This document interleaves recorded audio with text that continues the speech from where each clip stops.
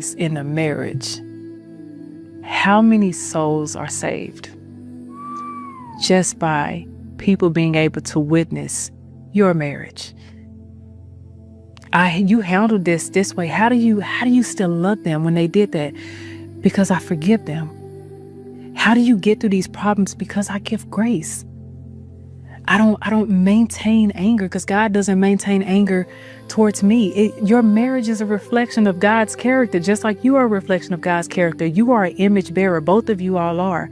Bear the image of God, bear the character of God in your marriage, and watch what happens. And people need to see this. They handle conflict very well, but not only that, they serve the community by means of their marriage. You start to see the power there is in a marriage. Marriage is so powerful. It really is. And the unfortunate part is the conversations that people have about their marriages.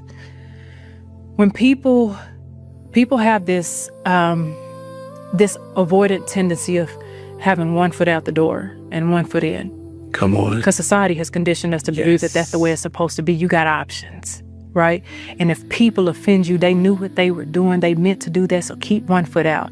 And you can't come into a marriage with that identity, which is a lot of single people. A lot of single people carry that identity and that mentality into marriage, and it don't work that way. We're in this forever. But when you give Satan a footstool, when you use Satan's native language in your marriage, Satan's native language is deception. His native language is disruption. That's the reason why he was cast out. Rebellion. That's his language. So when you bring that language into your marriage, I don't need this. I can leave. We can divorce. You ain't good for me.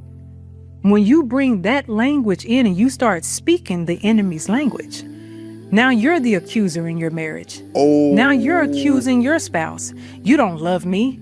You don't want to be with me. You're not happy with me. I'm not happy with you. Now you're speaking lies. Now this becomes, because you are not forgiving to your spouse, because they made a mistake. They did something foolish. But if I release this and I put my hands open and say, Father God, I give it to you. But what we do is we close our fists and we say, nope, I'm going to keep this in, and it makes your heart hardened, and it keeps it hardened.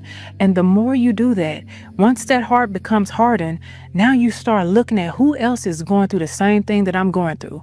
And now it becomes a gossip fest. And now you're being around people who say, I don't like my spouse neither.